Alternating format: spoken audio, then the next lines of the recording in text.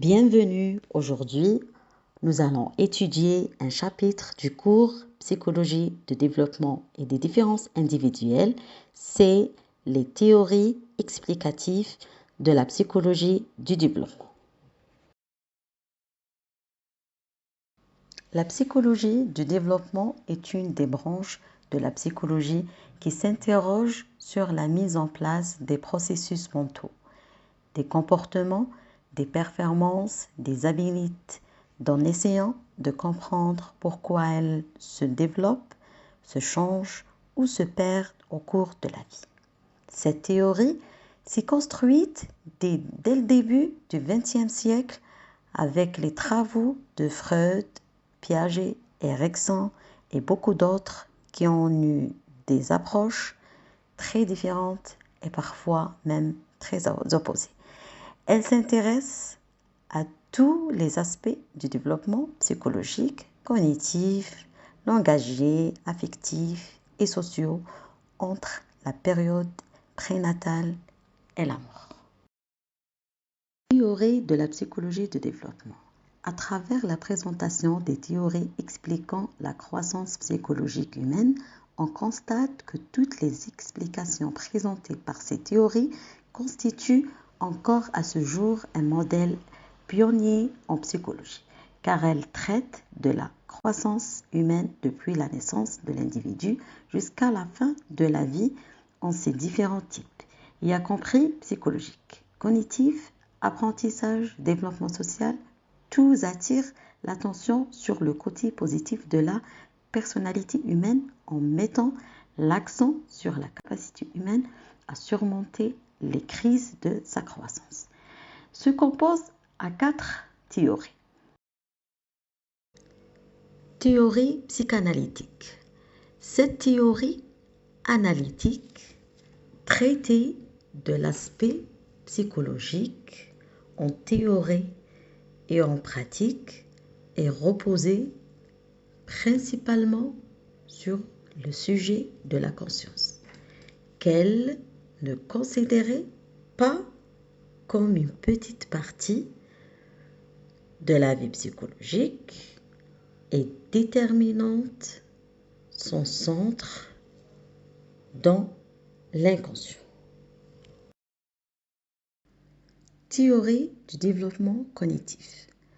La théorie du développement cognitif dans le domaine de la psychologie de l'enfant et des neurosciences traite de l'étude de la mesure dans laquelle un enfant est capable de traiter certains processus liés à la croissance et de développer certains processus et compétences cognitives par étapes progressives depuis la naissance et puis suivez-les à travers les différentes étapes de la vie.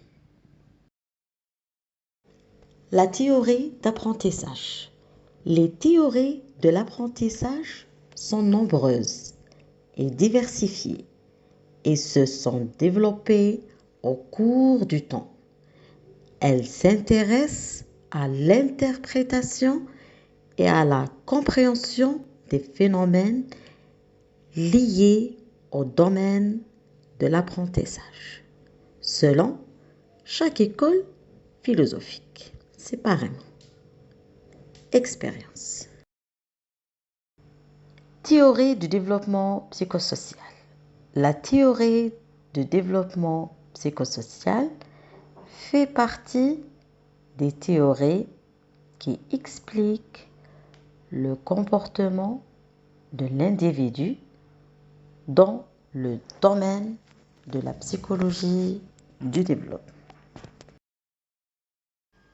Les discussions présentées dans le chapitre précédent invitent à moduler la pertinence de la question posée au départ, la psychologie du développement est-il universelle? Tout dépend en effet du niveau d'analyse auquel on se situe. Si on considère les réalités subjectives et la simple description des activités, la variabilité culturelle est évidente et il faut souligner l'intérêt et la richesse des études de type ethnographique qui valorisent l'originalité des points de vue et fournissent ainsi à chacun l'occasion d'exercer sa propre démonstration culturelle. Comme on sait, l'un des enjeux historiques actuels consiste à pouvoir concilier la préservation de la diversité culturelle, non seulement pour des raisons identitaires, mais aussi parce que la plupart des particularités culturelles constituent un plus pour l'ensemble de l'humanité et les transformations inévitables dues à la multiplication des contacts entre cultures et à la recherche d'une meilleure adaptation économique. Mais dès que les comportements sont analysés, comme dans le cas des interactions sociales précoces ou de l'expression émotionnelle, etc., il est possible de repérer des éléments invariants sur lesquels les variables culturelles interviennent en leur conférant des significations particulières ou en modifiant leur fréquence d'occurrence. À un autre niveau, la diversité culturelle est conciliable avec la recherche d'analogies fonctionnelles. Dans ce cas, les observables eux-mêmes peuvent être différents, mais leur rôle dans la construction génétique ou la socialisation actuelle sont en partie assimilables.